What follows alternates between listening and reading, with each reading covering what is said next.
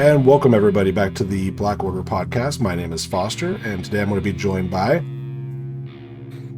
Nate from the Gamers Guild. Hey guys. Hey, I really appreciate you coming on. I want to talk to you today about your Adepticon winning list. The list that I looked at and I fanboyed so hard over. I just kind of want to hear why Avengers and what specifically drew you to Steve. Yeah, absolutely. I am a Steve fan, just kind of through and through. Anyway, since he was the first character, first affiliation that I really picked up, and I love it when there's a value engine that you can build a list around, and that is exactly what Steve provides. Steve recently got a buff. And so I just kind of decided to take my favorite affiliation out for a spin at Adepticon. See, and I love it when I hear stuff like that. You always hear about in games like this where out of nowhere it's, oh man, Faction X is doing so well. You see this a lot in like Warhammer where it's, oh, well, the Tau are doing really well today. I need to go buy all the Tau. Mm-hmm. And then out of nowhere, it's the person who's always been a Black Templar player is now out of nowhere praising the fish god or whatever it is. Praise the greater good. Absolutely. Yeah, exactly. So that's one of the things I love about this community is it seems like people just go with who they love in the comics. And I think that's amazing that you went with the people that you really like and you pulled out that victory. So Yeah, thank you. So let me ask you this. I personally love your list. I've been looking over your list, and I found that as I've been playing more Avengers, somehow it's become more like your list every day. And it was that's awesome, man. No, I love it. yeah, no, and it's so funny because I was like, okay, I've got a lot of these characters in here already, but Amazing Spider-Man was in, and now out of nowhere he's Loki. So, and has Loki done well? Oddly enough, I haven't gotten to play him yet. Okay. It's one of those where I'm still, I know the matchups I want to play him into, and he just hasn't made it to the board yet. There is one major change that I've made that I'm kind of going back and forth on with it, and it's Vision versus Rogue, oddly enough. Ooh. Yeah, she's been doing really well for me. But I want to hear, what are your general strategies for playing this list? Yeah, absolutely. So at the least at Adepticon and probably just wherever at this point, because there's not a lot of matchups where I don't see myself taking these two, is I always start with Captain America. He's the only leader in the list. And then Black Panther. Black Panther is a workhorse of a character that just kind of like a lot of these characters just kind of fell by the wayside after new releases came out. Black Panther technically got a nerf, a very minor nerf, but a nerf nonetheless. And so it's kind of one of those like, oh, well, like he's nerfed, he's not as good. Black Panther is still absolutely amazing. And then kind of from there, a lot of my list has control elements. I think everybody except for currently Luke Cage and Bullseye. Black Cat has like extract control, so it's a little bit differently. But everybody else in the list has a way to push or throw size 3 or smaller characters off of points. And so I'm playing this weird combination of a control-y Avengers list that can also go to the paint and dig in for a battle, because there's a lot of just built-in durability within the Avengers. And then just on a surprising number of Avengers, there also happens to be attack consistency. Very nice. And actually, one of the things that I really did like about walking into Avengers, and specifically the way that it looks like you're playing them, being a Web Warriors main, it's kind of like being home in a way. Mm-hmm. It's oh, you're on a point. I don't want you on that point. Get off my point. I own that point. Hey, you see that point? Don't touch that point. It's my point. Oh man, I basically I don't know if you looked into the What If event at Adepticon that happened. Oh no, I haven't been able to look at it. No, what's that?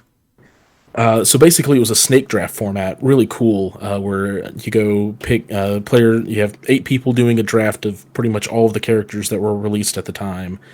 But the twist is everybody gets to count as affiliated that you draft for one team. And so Black Panther was already taken. That was going to be my go-to. So I ended up going Avengers anyway. But it was basically like a Web Warriors Avengers. Like in my final game, it was Steve, Loki, Venom, and Gwen. But I still get the Avengers discount. So it was basically, hey, you activated that model. Let me pull them off a point. Oh, you activated that model. Let me pull you off of that point. Okay, I officially love that. That sounds amazing. Yeah, there's some crazy fun shenanigans. I'm really looking forward to the development of that format for sure.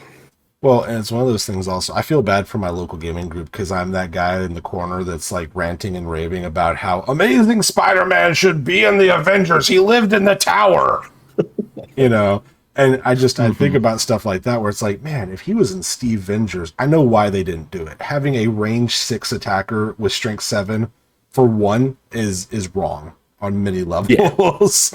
Yeah, be real good. But on the other hand, again, he lived in the tower. You're not going to tell me right now that he's not an Avenger. Yeah, like core Spider-Man, sure. ASM though, he there's a pretty strong argument there.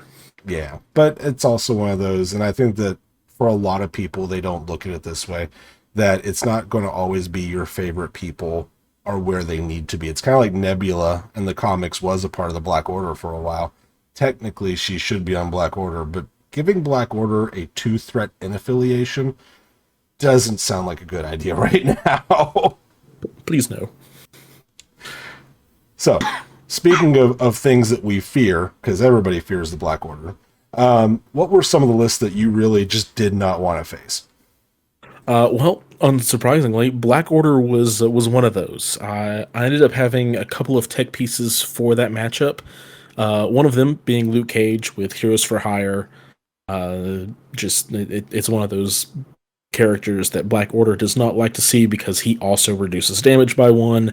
He's got to throw with his bodyguard with the Heroes for Hire play that can completely throw off the Black Order's game plan, and he just has a natural bodyguard too dangerous to ignore on him. So there's a little bit of tech for that matchup, but my spice for Black Order is Loki.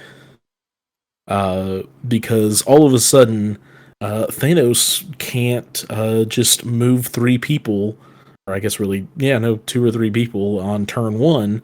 When the Mind Gem suddenly cost 1, when the Cosmic Portal suddenly costs 3, Proxima and Corvus need to make sure that they save 2 power to activate the other one.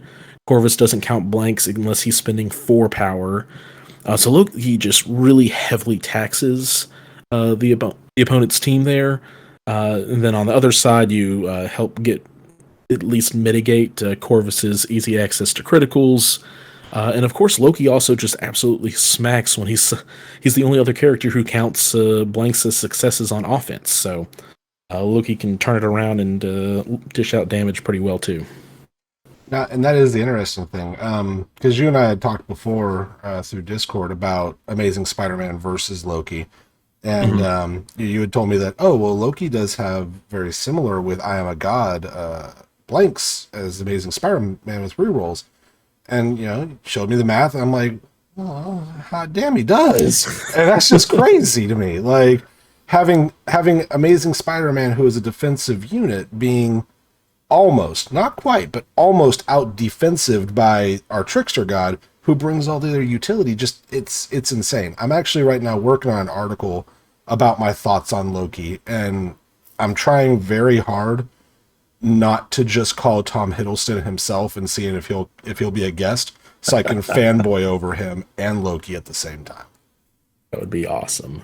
Yeah, no, Loki is another one of those pieces that just like released in the first 3 months, got pushed aside for other stuff, and I'm starting to play him a lot, coming back with a vengeance. But to get back to your original question, sorry for the nice little sidetrack into Loki land, is Criminal Syndicate, because they do mean things. It's also why 2 of my secures are flip secures, with Spider Portals and Mutant Madman. And then the other matchup that thankfully I didn't end up having to play was actually the Web Warriors. So talk to me. Why are Web Warriors a problem? Web Warriors are naturally a little bit tanky. They've got the rerolls, and then of course, if you've got like Miles, Quicksilver, ASM, there's additional rerolls involved. They give them an inherent tankiness. And Avengers outside of Doctor Voodoo don't have access to easy mystic attacks. And really, there's not a lot to do other than turn off stealth for a turn with Marked for Death. If they get a valuable extract and are able to play the runaway game with it, basically. And that makes total sense. Actually, one of the reasons why I haven't stopped playing my Web Warriors. I am the friendly neighborhood Web Warrior after all. But one of the things that I have noticed is that with the rise of additional mystic attacks from Convocation, Midnight Suns rocking them pretty easily, and even just Dr. Voodoo being in every other list, yeah, it's one of those things I go, oh no, please stop touching me in places I don't want to be touched. Yeah, absolutely. And we'll get to one of the other questions I know you have for me later, because Hood was a very close, almost include for this writ list for almost that express purpose. Well, I can't wait to hear about that because there's a couple things I've looked at for Hood, and I'm having trouble personally seeing where I want to put them. So I want to hear your thoughts on it. But before we get there, I want to find out who are your MVPs for this tournament, just your standout players. Yeah, absolutely. So I already talked about Black Panther, the ability for him to just turn one, move, pounce into somebody, and then still have an attack to push somebody off a central objective turn one is just incredibly clutch, especially as a last activation, or at least my last activation. While also just being extremely durable, counting blanks right off the rip on 4 physical defense or 3 energy defense. Uh, just a wonderful character.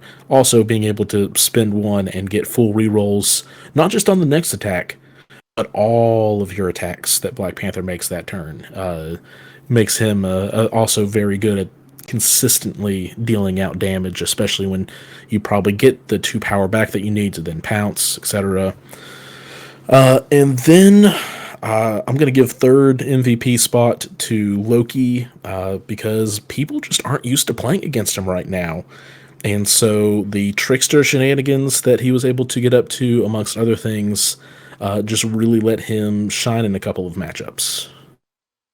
Very good. Talk about Panther. One of the interesting things that I've done in the past games that I've gotten to play was doing a mantle into a Montesi beam. And it's hilarious.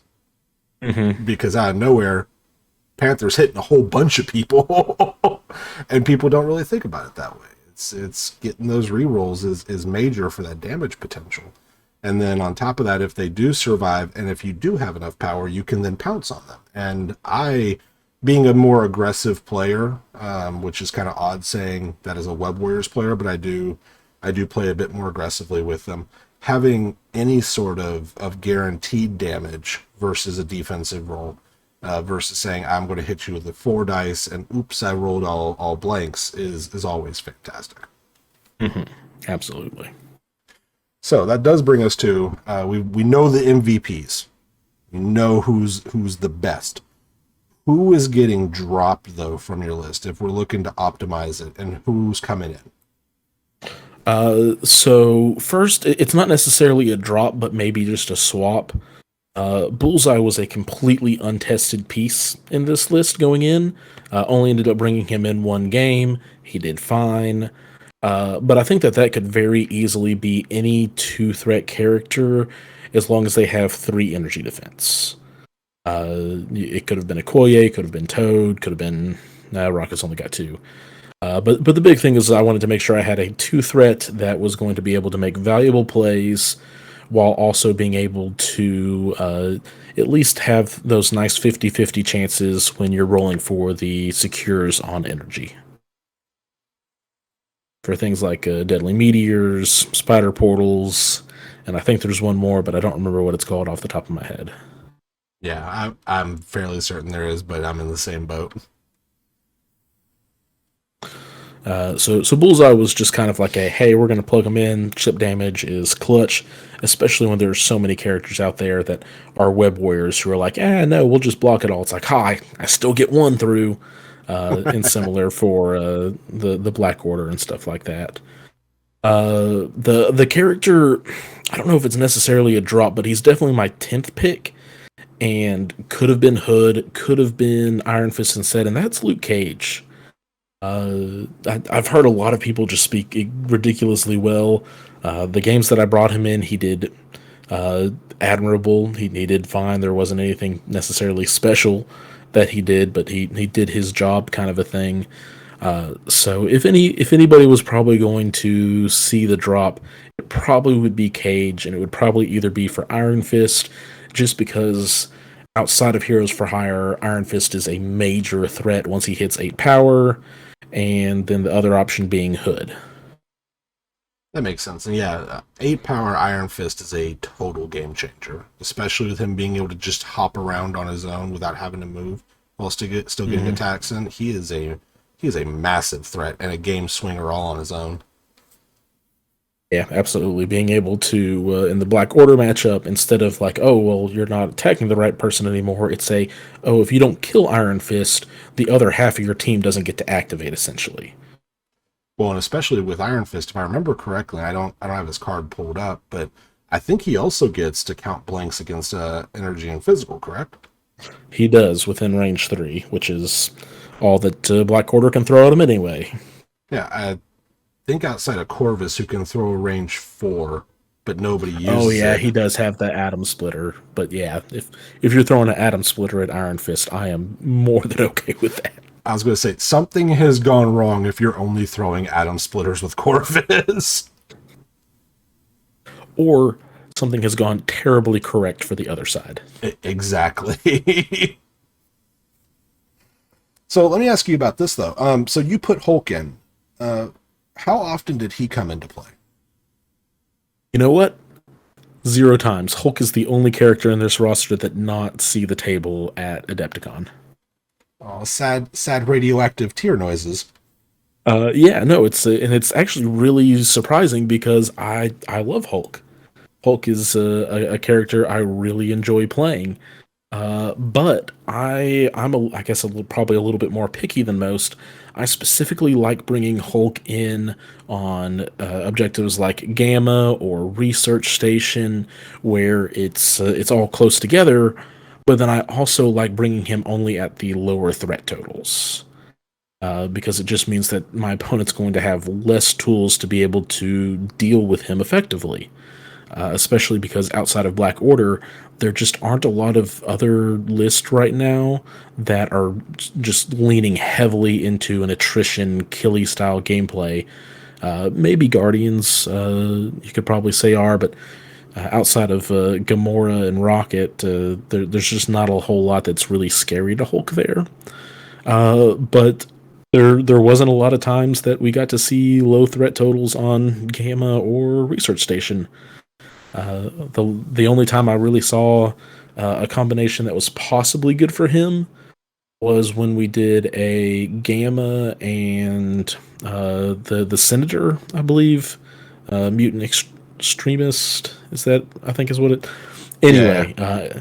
We ended up going at 14 threat, and it's just kind of like, man, if I bring Hulk, he's literally half of my team, and he doesn't give me a solid answer that I need if I don't get that Senator first. Yeah, because... Oh, sorry, go on. Yeah, no, because basically at that point they're able to run away with the Senator, and if I have to dedicate 6 threat worth of character to go chase down an X-23 or something like that, I'm just losing the rest of the battle. So I ended up going with Voodoo and Bullseye. Ended up having a really solid Panther. Panther was really mean that game. His first activation, he moved up into the middle, pounced into the middle. Opponent used brace. It's like, okay, cool. Let me do a 5 dice strike, get 5 successes. Beast blocks nothing. Push Beast out into the Gamma radiation, and Beast dazes turn 1. Turn 2, Panther activates. He's like, cool, that's Gambit, you're dazed. Oh, you're Honey Badger, you're dazed. Uh, Panther popped off. Hulk or no Hulk wasn't necessarily needed that game. I was going to say, with that much killing from the King of Wakanda, I don't think you need a Jade Giant. You know what I'm saying? Yeah, no, there was more than enough successes on the other end. But yeah, no, just there weren't the opportunities that I like to bring Hulk in, at least. Now, to kind of piggyback off of what you were saying, for our listeners, Hulk at 15 threat on something like Research or Gamma, that 15 to 16 threat is a real mean menace. I mean, I've played him several times where my opponent was playing Doctor Strange, not Sorcerer Supreme, Basic Boy Strange as a leader for defenders, and I know where Hulk in the middle of that map is. He's getting he's able to get off his claps every turn. And I know for me, I forgot he could clap at people. You know, and so out of Yeah, nowhere, you've got an angry Hulk clapping at you. If he's got 12 dice, that's way more damage than most people are able to take. And you have to stay in the middle or you lose the points real quickly. And I think that if you have an affiliation that can have Hulk as a viable player and you're running Gamma yourself, you should probably make room for Hulk because Gamma and Researcher are his bread and butter, especially where he can be a major bully. Because digging through 20 HP at 15 is a slog.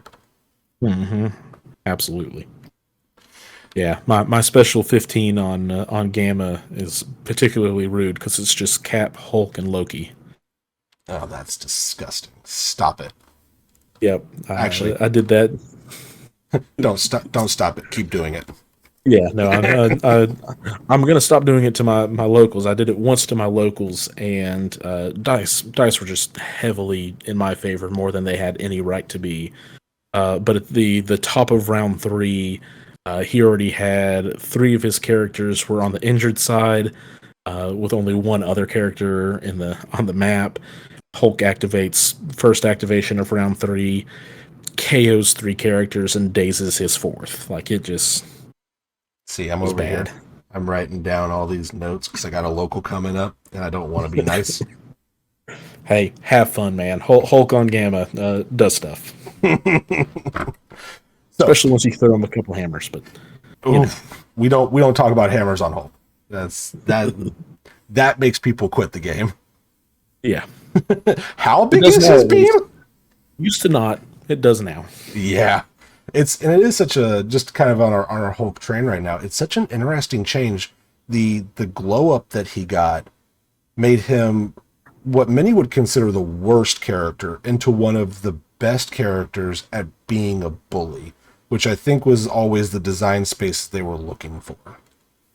Yeah, and I understand when you're brand new making a new game, you want to make sure that favorite characters are designed well, but you don't necessarily want to make them broken characters right out the gate because then they're broken and it feels bad that the design space gets weird. So I'm very glad that AMG were able to go back and be like, hey, now that we have a handle on what we're doing, we're going to go back and tune up and tune down some mistakes. And that's one of the things I appreciate about them. I know that the Von Darkmoor Masters tournament just happened, and Yeah, the winning list was one that I just looked at and I said, "There's no way right. you're over X here Force.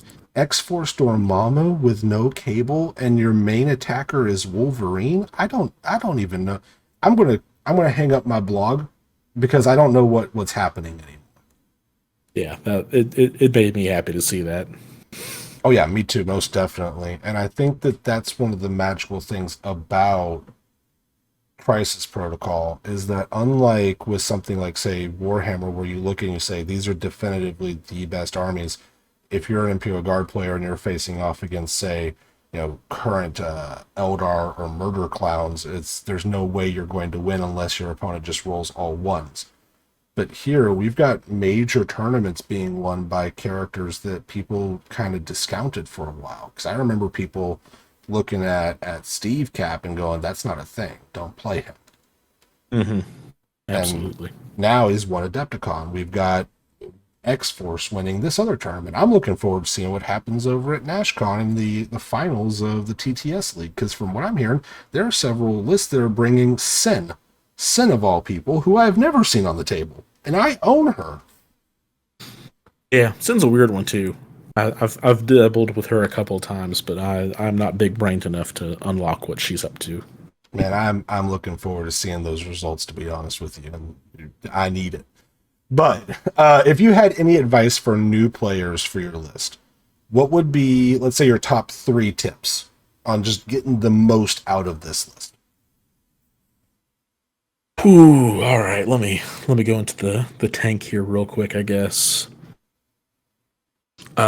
Tip number one: when you can spin power to get more consistent dice, and this doesn't just apply really to this list. This is a game tip, but because you have Iron Man, Loki, Panther, who this all rings especially true for, if you can spin power to upgrade the value of your dice, do it. Unless there's like a very specific plan where you were trying to save that power for something else, like a tactic card or something.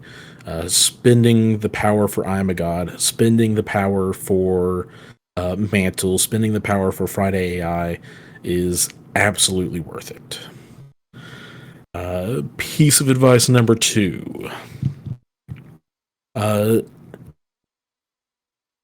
Don't be afraid to get people off of objectives and leave them there without giving them additional power.